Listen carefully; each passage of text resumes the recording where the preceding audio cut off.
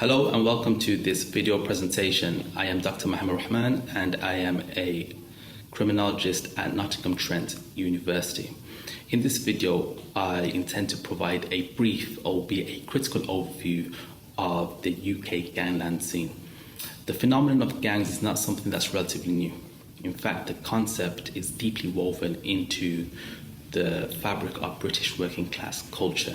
Since the 20th century, major cities in the UK have housed gangs and their nefarious activities.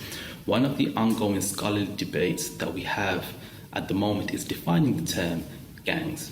And whilst in 2018 there's no definitional consensus, according to the Eurogangs network, a dedicated project that focuses on making sense of gangs across Europe, they define the term as, open quote, a street gang is any durable street-oriented youth group whose involvement in illegal activity is part of its group identity. However, with this loose definition, there's a caveat here to consider. For instance, how do criminologists like me, who investigate gangs and criminal groups, and how do law enforcement agents who police gangs and criminal groups go about assessing and measuring the durable aspects of urban street gangs? Often when we think about gangs, we think about crime and we think about violent crimes.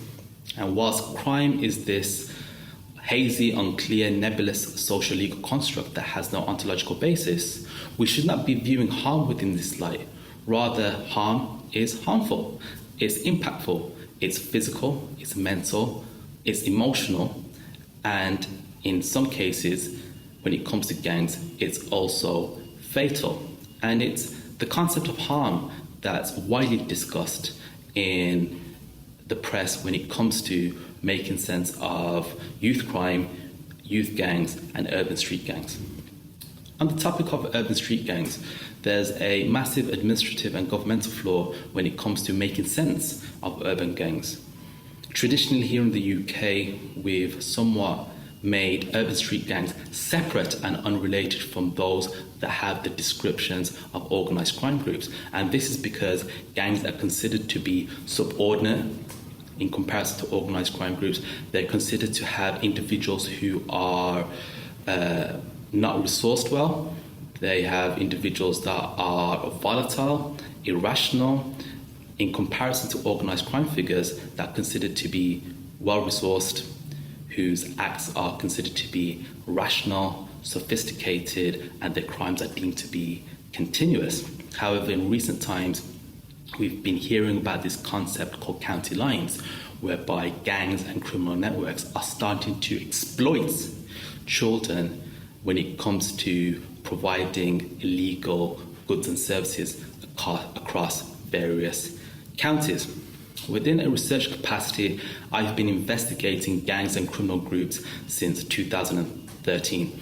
I've been investigating them within an urban context, and one of the things that I've realized is that there's this very strong synergy between urban street gangs and organized crime groups. Although both networks may be functionally separate or unrelated, I found through my research that there's this very strong relationship when it comes to business imperatives, whether it be selling drugs or other illicit products or services.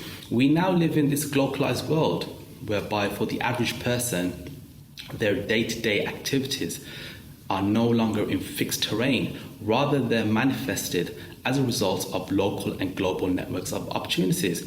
And this is no different for those that are involved in urban street gangs, especially when it comes to business imperatives. In my book, which is due to be released in 2019, I discussed the concept of rite de passage, which in plain terms means individuals leaving one group, urban street gangs, and entering another group, organized crime groups. And it's through this concept I discuss how gang members undertake significant change of status in society as a result of criminal entrepreneurship, and how these decisions are based on neoliberal and capitalist modes of thinking. And in many ways, this goes again against the central government's notion that gang members are just youths, they're just these feral individuals whose actions are irrational and volatile. My message for those who have a vested interest in making sense of the current gang landscape here in the UK is,